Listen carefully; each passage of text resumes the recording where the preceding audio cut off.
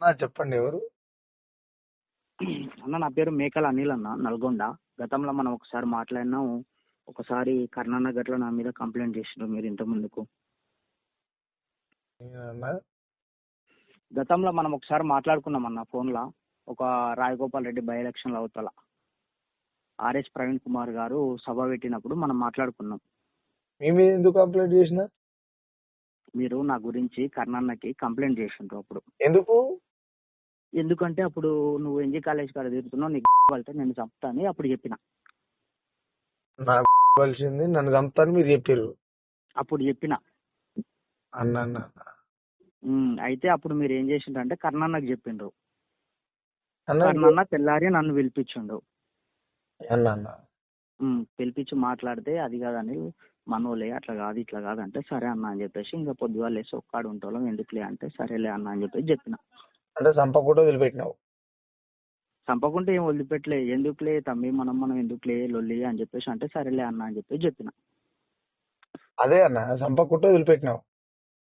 అర్థం కాలే. అదే అన్న చంపకుండా వదిలిపెట్టినావు అంతేగా? నిన్ను చంపకుండా వదిలిపెట్టుడు అంటే నువ్వు ఏడుంటావు నాకు తెలియదు అన్న. నేనెందుకు చంపుతా, ఏం చేస్తా? మీరు దొరికించుకోవాలనుకుంటే పెద్ద పని అన్నాడు. మీరు ఫైల్ మాటలు నేను ఎంతసేపు అన్నా దొరికేది అన్న. చెప్పండి అన్న. చెప్పాలన్న, ఎలా ఉన్నారు? అంత క్షేమేనా? చాలా మంచిగా ఉన్నానా? చాలా మంచిగా ఉన్నావు, చాలా పాపులర్ గా ఉన్నావు అన్న. మొత్తం నీదే ఉంది హవా. మా నాయన పుట్టినట్టు ఉన్నా అన్న, మంచిగా ఉన్నా. అదే నాయన పుట్టినట్టున్నావు కానీ మరి పాటలే బాలేగా అన్న. ఎందుకన్నా ఏమైందన్నా? ఎవరేమన్నా అన్నాడా అన్న? అంటే తప్పుగా ఏమన్నా అన్నా ఎవరినన్నా? లాంగ్వేజ్ కానీ అదే అయోధ్య రాముడికి అదేదో మిక్సింగ్ చేసి పాడినావు అన్న. ఇలాగ ఇప్పుడే యూట్యూబ్ ఆన్ చేసినా నేను నాకు వస్తుంటది. అయోధ్య రామ మందిరం అని చెప్పేసి బండి సంజయ్ వాళ్ళ కొడుకు దాంట్లో వాడినావుగా అన్న. ఆ లైన్ ఒకటి నచ్చక ఫోన్ చేసిన అన్న. అట్లా అన్న. సనాతన ధర్మానికి బగికి ఏమైనా సంబంధమా? అంటే నేనేమంటున్నా అంటే అన్న, మొన్నగట్ల అన్న నువ్వు మొన్నగట్ల అయోధ్య రాముంది నీకు ఇష్టంతో అని చెప్పేసి అయోధ్య రాముడు గుడిలో రాయి ఉంటే దేవుడు అని గట్ట అది గట్లా పాడినావు. సరే పాడినావు, మాల వేసుకున్నావు, ఏదో షూటింగ్ చేసినావు, అయిపోయింది. ఇది గట్ల దీనికి గట్ల సంబోధించి నువ్వు ఏదన్నా అటు పాడతావా నీ ఇష్టం. కానీ ఇలా దేవుడు ఏమన్నాడన్నా నిన్ను? అయోధ్య రాముడు ఏమన్నాడన్నా? అయోధ్య గుడి ఏమన్నదన్నా? అయోధ్య గుడి నన్ను ఏమండి, దేవుడు నన్ను ఏమండి? మరి నువ్వు ఇల్లు ఎందుకు మెన్షన్ చేసినావు అంటున్నా. అంటే నేను మాట్లాడొచ్చా అన్న? మాట్లాడినా మాట్లాడన్నా. నువ్వు మాట్లాడాలి, నేను మాట్లాడాలి. నేనేమంటున్నా అంటే అన్న, రాముని యొక్క రాజ్యంలో ఎలాంటి రక్తపాతం ఉండదన్నా. గత ప్రభుత్వంలో ఏం చేసినావన్నా జరిగినప్పుడు? అన్న ఒక్క నిమిషం. నేను రాముని గురించి మాట్లాడుతున్నా, ప్రభుత్వం గురించి మాట్లాడుతున్నా. రైట్, మాట్లాడు. నేను ప్రభుత్వాల గురించి మాట్లాడట్లేదన్నా. మీరు నన్ను ఏమడిగిరు? రాముని గురించి అడిగారు అంటే రాముని గురించి అయోధ్య గురించి పెట్టినావు అని చెప్పేసి నేను నిన్ను అడిగిన. నేను అదే మాట్లాడుతున్నాను. మళ్ళీ మీరు ప్రభుత్వాలని ఏదో వేరే మాట్లాడుతున్నాను. రైట్, ఓకే, చెప్పండి. రాముని యొక్క రాజ్యంలో రక్తపాతం ఉండదన్న. రాముని యొక్క రాజ్యంలో మానభంగాలు ఉండేయన్న. ఓకే. రాముని యొక్క రాజ్యంలో అంతరాలు లేవన్నా. రాముని యొక్క రాజ్యంలో సుభిక్షమైనటువంటి స్వేచ్ఛతో కూడుకున్నటువంటి జీవితాలు ఉంటాయన్న. అది ఒక కేంద్ర మంత్రి అయినటువంటి Bandi Sanjay. Okay. Not only Bandi Sanjay, కేంద్ర మంత్రి బండి సంజయ్. ఓకే. ఆయన కొడుకు అనేటువంటి మనిషి ఎవరైతే ఉన్నారో, శ్రీరాముని ప్రపంచానికి పరిచయం చేయాలనేటువంటి, అంటే పరమాత్ముని యొక్క లీలల్ని ప్రపంచానికి చూపించాలనుకున్నటువంటి ముందు వరుసలో ఉన్నటువంటి బండి సంజయ్ అన్న కుమారుడు ఎవరైతే ఉన్నారో, అలాంటి బండి సంజయ్ అన్న కొడుకు తప్పులు చేసినప్పుడు మనం ఆ రోజు సీతమ్మ తల్లిని పట్టుకపోయినందుకు రాముని లంకనే తగలబెట్టినాం. అవును. మరి వీళ్ళెవరన్నా ఒక స్త్రీని వాళ్ళ ఇష్టానుసారంగా మానభంగం చేస్తా అంటే ఎట్లా ఒప్పుకుందాం? ఒకటన్నా ఇష్టాసారంగా చేసిందని నువ్వు అంటున్నావు. మరి ఇప్పుడు ఇద్దరికి సంబంధం లేనిది ఆమె ఫోటో దింపుకుంటుందా, ఆమె తిరిగిందా, చేసిందా? ఇద్దరికి ఇష్టం ఉండేగా జరిగింది. అయితే ఒక్క విషయం ఏమంటే అన్న, లా ప్రకారం అరే నేను పెద్దగా ఏం చదువుకోలే గానీ నాకు తెలుసున్న మేరకు చెప్తున్నా. ఒకటి, నువ్వు చదువుకున్నావా చదువుకోలేవా, నువ్వు మేధావిగా, నువ్వు నాలెడ్జ్ ఉన్నవా తెలుసు, నీకాడ సబ్జెక్ట్ ఉంటది, నీకాడ వ్యవహారం ఉంటుంది. అంత పెద్దగా నాకేం తెలియదు కానీ నేను ఒక్క మాట ఏం చెప్తా అంటే అన్న, నేను ఏమంటున్నానంటే సొంత చేసుకున్న భార్య అయినా కూడా ఇష్టం లేని ముట్టుకునేటువంటి పరిస్థితి లేనటువంటి చట్టాలు ఉన్నాయన్న. అవునన్నా, బిఎస్ఎన్ఎల్ ప్రకారం చట్టాలు ఉన్నాయి.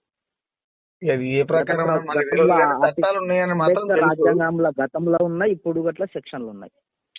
అయితే నేనేమంటున్నా అంటే అన్న, సరే వాళ్ళకి ఇద్దరికి ఇష్టం ఉన్నదా లేదా విషయాన్ని పక్కన పెడితే కట్ చేస్తే అమ్మాయి మైనర్. ఓకే కదన్నా, నేనేమంటున్నా అంటే మరి ఏదేమైనా మనం ధర్మం కోసం పనిచేయాల్సినటువంటి అవసరం ఉంది దేశ పౌరులుగా. ఆ ధర్మం కోసం పనిచేస్తున్నటువంటి సందర్భంలో ఇలాంటి అధర్మాలు జరిగినప్పుడు మనం స్పందించకపోతే ధర్మం అధర్మం అయిపోతుంది. అందులో భాగంగా మనం చెప్పడమే తప్ప మనకు సపరేట్ గా దాని మీద మనకేదో ఇంట్రెస్ట్ లేకపోతే మనకేదో పనిపాటు లేకుండా దాని మీద రాసుకుంటా కూర్చునే ఇంట్రెస్ట్ కూడా మనకి లేదన్నా. అంటే ఇప్పుడు కేవలం బండి సంజయ్ ఒక కేంద్ర మంత్రి కాబట్టి వాళ్ళ కొడుకు ఇలా తప్పు చేసిండు కాబట్టి రాసినంటావు అన్న. బండి సంజయ్ అనేది పర్సన్ కాదన్న, ఇక్కడ కేంద్ర మంత్రి అన్న. నేను అదే అంటున్నా, కేంద్ర మంత్రి కాబట్టి వాళ్ళ కొడుకు కాబట్టి రాసినావు అంటున్నా. అంటే నేను ఇంకోటి, ప్రియాంక రెడ్డి ఉందా, ఐడియా ఉందా అన్న మీకు? అన్నా ప్రియాంక రెడ్డి ఐడియా ఉందా? ఐడియా ఉందన్నా. సంబంధం లేని 3 పిల్లల్ని ఎన్కౌంటర్ చేసింది, ఐడియా ఉందన్న? ఆ కేసు గురించి ఏమైనా ఐడియా ఉందా? ఐడియా ఉందన్నా. ఆ చనిపోయిన ప్రియాంక రెడ్డికి ఆ ఎన్కౌంటర్ అయిన 3 పిల్లలకి సంబంధం లేదు, సుప్రీంకోర్టు స్టే ఆర్డర్ ఇచ్చింది, ఐడియా ఉందన్న? ఉందన్నా. నేను వాళ్ళ మీద కూడా పాట రాసినా, వాళ్ళ మీద కూడా పాట. ఇప్పుడు ఒకటన్నా, సరే ఇప్పుడు అప్పుడు సరే తీర్పు ఇచ్చిండ్రు, అది బూటకం ఎన్కౌంటర్ అని ప్రజలు అన్నారు, ఆయన చేసిండు, something is wrong, that's why only, అయిపోయింది. మరి ఇప్పుడు కోర్టు ఏది చెప్పక ముందుకే నువ్వు ఇలా రాస్తే ఎలా అన్నా? అంటే నేనే నా ఇంటెన్షన్ ఏంటంటే, నా ఇంటెన్షన్ కూడా కాదన్నది, నేను పేపర్ లో వచ్చినటువంటి వార్తలే మ్యూజిక్ ముందర పెట్టిన అంతే. ఏ పేపర్ లో వచ్చిందని పంపమంటే కూడా మీకు పంపుతానా? ఎందుకన్నా, ఉన్న యూట్యూబ్ ఛానల్ పేపర్లు మొత్తం ట్రెండింగ్ అదే ఉంది వారం రోజుల నుంచి. ఏ పేపర్ లో వచ్చిందో పంపమంటే పంపుతానా? నేను కొత్తగా రాస్తాను, నాకు పెద్దగా ఏం చదివేం రాదు, నేను పెద్ద ఇంటెలిజెన్స్ ఏం కాదు. నేనేమంటున్నట్టే అన్న, నాకు పెద్ద దాని మీద పెద్ద అవగాహన ఏం లేదు, కానీ నాకున్నటువంటి అంశం ఏంటంటే, నేను అమ్మాయిల లంకనే తగలబెట్టినాము, మరి వీళ్ళేందు హిందూ ధర్మాన్ని ఆగం చేస్తున్నారు అనేటువంటి కాన్సెప్ట్ తప్ప. అంటే ఇప్పుడు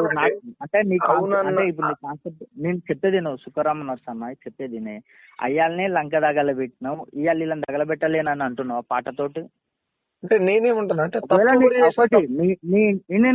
నీ ఇంటెన్షన్ ఉంటే చెప్పు, దాన్ని కలుద్దాం, మాట్లాడదాం. అయితే నేనేమంటున్నా అంటే, నా ఇంటెన్షన్ ఏం తెలుసా, ఆ రోజు లంకనే తగలబెట్టినటువంటి బలం ఉన్నది, తప్పు చేసిన వాళ్ళని పట్టుకునేటువంటి సత్తా ఈ చట్టాలకు లేదా అనేది నా ఇంటెన్షన్ అన్న. మరి ఇప్పుడు ఆల్రెడీ పోలీసు వాళ్ళు సర్చింగ్ లో ఉన్నారు, రేవంత్ రెడ్డి గారు హామీ ఇచ్చిన అని చెప్పేసిండు, సర్చింగ్ చేస్తున్నామన్నారు, బృందాలు గట్లా పంపించిన అంటారు. మరి పోలీసు వాళ్ళ దగ్గర ఉంటుందా లేకపోతే గవర్నమెంట్ దగ్గర ఉంటుందా? అయితే ఈ క్వశ్చన్ నాకు ఎవరు చేయాలంటే, నాకు ప్రభుత్వం చేయాలన్నా లేదా చట్టం చేయాలా? నాకు ఈ క్వశ్చన్ నాకు ఎవరు చేయాలంటే, ఏం రాకి ట్విట్టర్ రాసినావు అంటే ప్రభుత్వం చేయాలి, లేదు అంటే చట్టం చేయాలి. ఇంకొక విషయం ఏంటంటే అన్న, నువ్వు తప్పు చేసినా నేను తప్పు చేసినా తెల్లారికల్లా దొరికిపోతామన్నా. అవును, దొరుకుతామన్నా. అంటే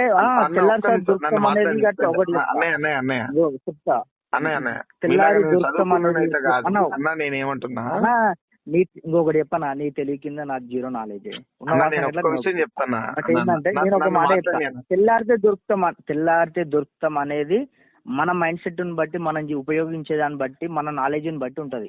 కొంతమంది ఎట్లుంటారంటే తెల్లారి నేను మంది గురించి దొరకకపోతే మాట్లాడతలేనన్నా, నేను మంది గురించి మాట్లాడతలేను, వ్యక్తుల గురించి మాట్లాడతలేనన్నా, వ్యవస్థ గురించి మాట్లాడుతున్నా. మీరు వ్యక్తుల గురించి మాట్లాడుతాను చేసిరా, వ్యవస్థ గురించి మాట్లాడుతాను చేసిరా? గురించి మాట్లాడటానికే చేసిన నేను అన్నా. నీతోటి మాట్లాడటానికే నేను చేసిన. వ్యవస్థతో మాట్లాడతారా, వ్యక్తి గురించా? నీ గురించే. నా గురించా అన్న? నీతోటి మాట్లాడదామని నువ్వు ఆ పాట రాసిన దాని గురించే చేసిన నేను. వేరే ఇంకో కాన్సెప్ట్ ఏం లేదు నాకు.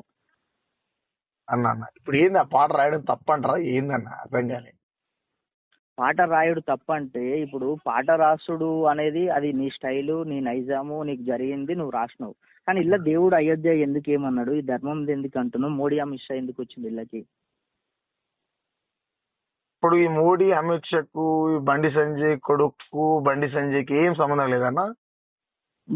మోడీకి బండి సంజయ్ కొడుకు సంబంధం ఉందా? మోడీకి బండి సంజయ్ కొడుకు సంబంధం ఉందా వాళ్ళిద్దరికి? దీనికి బండి సంజయ్కి సంబంధం లేదా అన్న? బండి సంజయ్కి సంబంధం అనేది కొడుకు, అది ఫ్యామిలీ. ఆయనకుంటే సంబంధం. ఒక్క నిమిషం అన్న, ఫ్యామిలీ అనేది ఎక్కడ ఉంటుంది తెలుసా అన్న? మన కుటుంబంలో మనం ఏమన్నా చేసుకుంటే అది ఓకే, కానీ జరిగింది కన్నా. ఒక్క నిమిషం అన్న, మన వల్ల ఇంకొకరికన్నా ప్రాబ్లం జరిగినప్పుడు అది సమాజంలోకి వస్తుందన్న. అంటే ఇప్పుడు ఒకటి వాళ్ళు ఇంట్రెస్ట్, వాళ్ళు వాస్తవానికి వాళ్ళు రిలేషన్ లో ఉన్నప్పుడు కలిసిండ్రు, తిరిగిండ్రు, దాని తర్వాత ఇబ్బంది జరిగింది.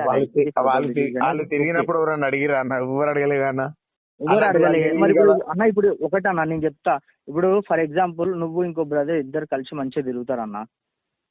తిరిగినప్పుడు మంచిగా ఉంటది, నీ మీద ఆయన చెప్తారు, ఆయన మీద నేను చేస్తారు, అయిపోద్ది. ఎమ్మటున్న వాళ్ళ దోస్తులు ఏం చేస్తారంటే ఇద్దరు మంచి దోస్తులు, ఇద్దరు మధ్యలో ఎప్పుడు చిచ్చు కదా, మీ ఇద్దరు గొడవ అయినప్పుడు లేనిపోని చెప్పి అన్ని బయటపడుతుంటాయి. నీ గురించి నువ్వేం చేసేది, ఎక్కడ చేసేది అన్ని బయటపడుతుంటాయి. ఇది అది గది గట్ల గిట్లా జరిగింది. అది జరిగింది కాబట్టి ఇంత ఇంత పెద్దగా అవుతుంది. ఒకవేళ ఫర్ ఎగ్జాంపుల్ బండి సంజయ్ కొడుకు కాకపోతే ఇంత పెద్ద ఇష్యూ చేస్తున్నా. Hello hello hello hello